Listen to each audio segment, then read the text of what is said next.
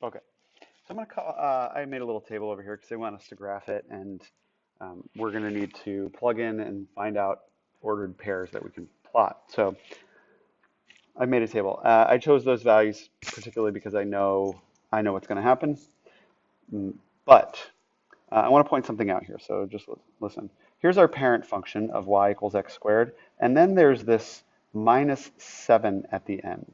Okay, notice that there's no x term. It doesn't say plus 3x minus 7. It just, or whatever. It just says x squared, skips over any x value, and goes right to the constant, which is negative 7. Okay, so this is going to take the regular parent function of x squared, and these constant values are essentially going to take whatever y output you normally would have had, and it's going to drop it down by 7 units, right? Because whatever you would have calculated for x squared, like for example, in this first one, and let's just write it in so you can see, okay, y is going to be whatever x is squared and then minus 7. So when you plug in there negative 5, right, what's negative 5 squared? It's 25.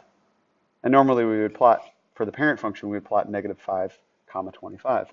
But then we have to say, oh, nope, don't forget, we got to then, from that 25, we got to take off 7. And it drops it down to 18. Okay? So what we get is, for negative 5, is we get 18. 7 less than negative 5 squared. Okay? So then negative 4 squared, and we can write it here, x squared minus 7. If you plug those numbers in,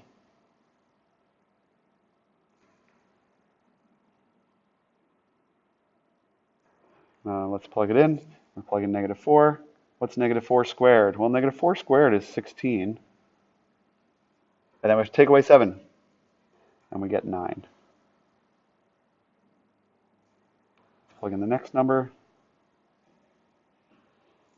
which is negative 3. Negative 3 squared is 9, and then 9 minus 7 is 2. 2 squared is 4, and then we have to take away 7. Negative 2 squared is 4. 4 minus 7, negative 3. We're always 7 units less than what that number would be squared. Is that minus 7? Okay? And let's just do them until we start to see some symmetry, and then we know that we're in good shape. Negative 1. Negative 1 squared, 1. 1 minus 7, negative 6.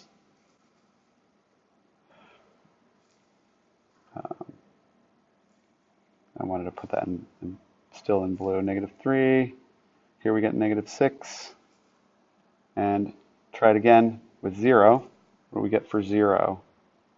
0 squared is 0. 0 minus 7, negative 7. And you can see normally x squared, 0 squared is 0. And then that negative 7 drops it down. Okay, now we continue and we say, well, if we plug 1 in there, 1 squared is 1. 1 minus 7, negative 6. Oh, we're getting a repeat of our values. Negative 6, of course we are. It's symmetrical around that 0x value. Okay? And so can you predict what the other remaining numbers are going to be? If you're looking at this pattern and you're seeing, oh yeah, that's just symmetrical around there, then you can say, okay, well then obviously we're going to get a negative 3 there. And if we continue that level of symmetry, we're going to get a 2 there. Continuing that symmetry, we're going to get a 9 there. And 18 from there. Like that. Okay. So we didn't have to calculate all that because once we identify that symmetry going on in the table, we know that the other values are going to come up with those same numbers. So let's plot them. We've got negative 5, comma 18, negative 5, comma 18. This graph is really small, so it's hard for me to track it. I should probably have my glasses on, shouldn't I? Okay. And negative 4, that's better. Negative 4, comma 9. There. Negative 3, comma 2. There. Negative 1, comma,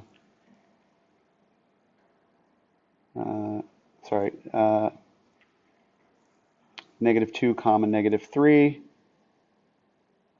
right there.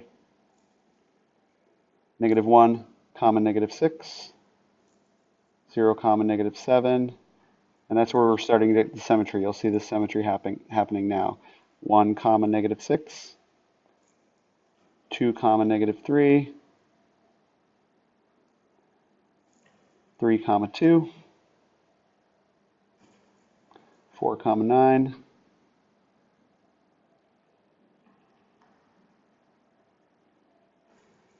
and 5, comma, 18.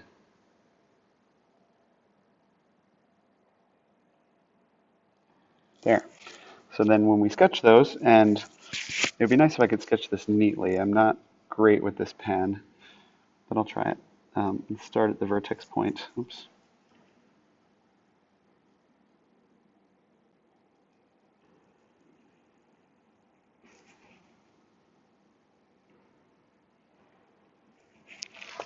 Okay, close enough. Sorry, I didn't quite get down there at the bottom. But that's basically what it looks like. There's your graph. We're going to move along, and we're going to do that with the next one. But hopefully there's some tricks we can use to... So when I just had mentioned, I'm hoping that there were some tricks, I know this. I've got the parent function that's going to do this, right? Mine is flipped because of that negative, so it's going to do this, more or less. And then that -3 at the end is going to shift it down by 3 units, and then it'll look like that, somewhere like that, right? Let's see if that holds out to be true when I finally do this, but I'm predicting it's going to be somewhere like that. So let's make our table and see what we get. Let's see, here we go.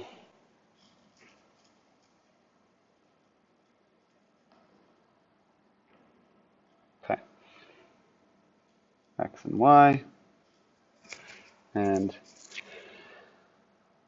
okay, let's just say -4, -3, -2, -1, 0, 1, 2, 3, and 4. And start plugging them in. So what I need to do is I need to say negative of x squared minus 3. So first I need to plug that number in and square it, and then take the negative of it, and then we will subtract 3 from it. Okay, so let's do it. First number is -4. What's -4 squared? -4 times -4, it's 16. And then the negative of that is -16. Then we subtract 3, get -19. Okay. If we plugged in +4, just like we're plugging in -4, let's see if we result in the same thing. I just want to show you that what we're going to be able to do since we identify that that works. Put in a 4 here. 4 squared is 16. Then it becomes a -16 because of the negative in front. And then -3 is -19. So both 4 and -4 will produce -19. So I can write our numbers twice in the two different positions for the opposite numbers. It's just going to work out that way. So let's do it for -3. -3 squared is 9, and then the negative of 9 is -9. -3, -12. -12 is going to be the y value for both 3 and -3. I'll write it down in the bottom for 3 as well. Let's keep going. -2. If we calculate -2 times -2, squaring it is 4, but we're taking the negative of the square. So now in the -4 minus 3 is -7. And that's what we're going to get for -2, -7, and for 2, -7. Okay, and plug in -1. -1 times -1 is 1, but we've got to take the negative of that. So -1 minus 3, -4, and -4 there. And let's do it for our last number, 0. We're going to plug in 0. 0 squared is 0. The negative of 0, also 0. So we've got 0 minus 3 is -3. And that is going to be our vertex point at 0, comma, -3. Look at on the graph where it is. 0, comma, -3. That's what I was predicting it would look like. Okay. Who knows how well I put that rough pink sketch, but we'll plot all these points and find out. But it hopefully will generally be in the shape that I had sketched out. Okay, so let's plot them in green so we can see the green ones are what we actually have as measurements or numbers. -4, comma, -19 down there. -3, comma, -12, -3, comma, -12 there. -2, comma, -7 right there. -1, comma, -4 right there. And then the symmetry that we get 1, comma, -4, 2, comma, -7, 3, comma, -12, and 4, comma, -19. So my sketch wasn't perfect. Parabolas aren't quite so pointy, but you know, it was generally where I predicted it was going to be. Okay, there you go. That's roughly it. Graphed that function. We got one more to do on this set. Okay. Now, if you remember, because this isn't just, it doesn't just say x squared minus 5, it says 4x squared. In one of the earlier problems, we talked about how the higher the coefficient in front of the x squared, the more it's going to be kind of stretched upward and narrow. So we're going to predict that it's going to open upwards because that coefficient is positive. It's going to be shifted down to -5, so I'm going to predict that there's a point down here at -5, and then normally it would go over by 1, up by 1 for the first one. Now it's going to go over by 1 and up by 4, so I'm going to predict that it's going to land there and there. And then 2 would go up by 4, now it's going to go up by 16. What? 16. So -5, hopefully, I think it's going to go up to 11, like there, and there. That's my prediction, okay? And then 3 squared is 9. 9 times 4 is 36, so it would go up. I don't think that would show up on the graph. So my prediction is that we're going to get a parabola that is nice and steep, but runs through those points. Whoops. Ish. Okay? So, and again, that's terrible sketch. Actually, I'm not even going to let you, I'm not going to leave that there. I'm going to try and do just slightly better than that because that was so terrible. We really want a nicer curve.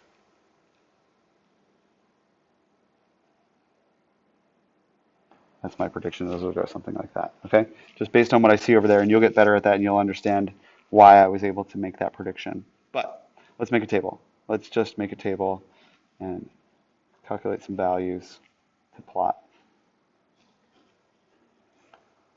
That's x, that's y, and I'm going to put in, I'm just going to go from -3, -2, -1, 0, 1, 2, and 3. And you'll find out that when it's really stretched, when you have a big coefficient like 4, much bigger than 1, then it's stretching it up so much that the values, they go off of the graph really fast. So you're only getting a couple of numbers right around the line of symmetry that are going to work, that you're going to be able to graph unless you have a bigger graph, or unless you have a different scale on the axis than 1. And right now we have a y and x.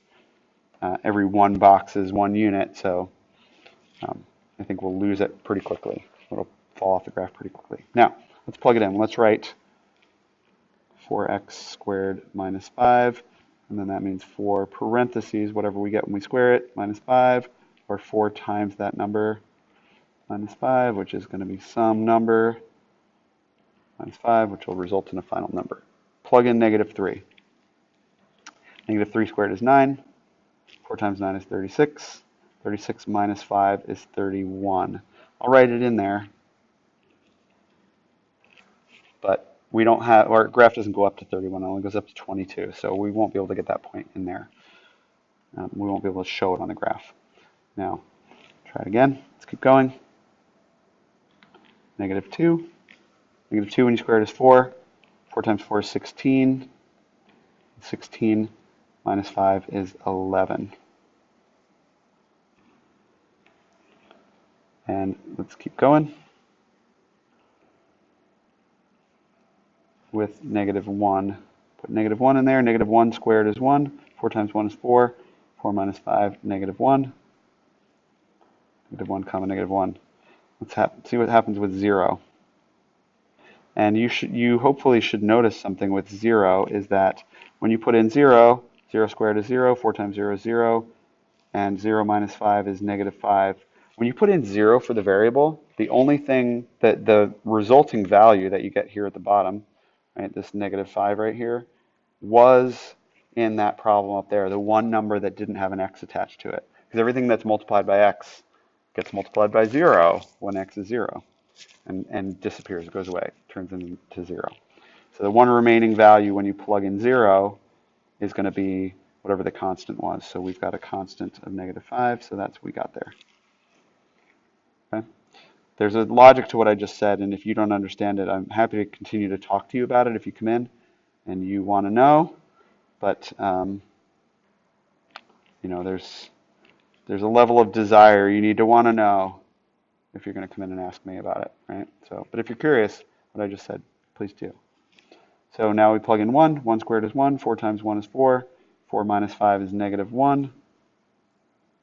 And there you're seeing the symmetry. Notice the symmetry that's starting to crop up here, that around that. That means this is going to be our vertex. Okay? And if we continue to do this, you would see that, what's that number? We're moving down, we're below the last output of negative 1. Okay, and so you see this other negative 1 there, like this one. So what's going to be on the other side of that? There's an 11 up here, so should we get an 11 there? Well, if we're doing it right, we should. So let's plug it in. That's a 2. 2 squared is 4. 4 times 4 is 16, and 16 minus 5 is 11, just like we predicted. So that one's going to be 11. This one will be 31, also off the graph. Okay, so let's get all these values out of there.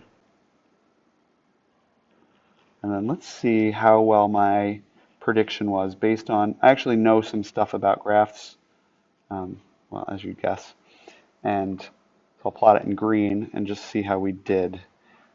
We can't do negative 3 comma 31, it's too high. But we can do negative 2 comma 11, and that's right there, just where I predicted. Negative 1 comma negative 1. That's right there. And 0 comma negative 5, that's right there. And 1 comma negative 1, that's right there. And 2 comma 11, right there. Yep, I was right. Those points did end up on the graph. So there you are. The short answer for graphing this is make a table and plot, you know, calculate those values and then plot them as ordered pairs. But there's some things that you'll be able to look at what they gave you and just start to learn what you're going to get as a result based on what you see the original equation looking like. And that's the idea of getting good at this, is you can then just look at an equation and say, yep, I know what that's going to look like.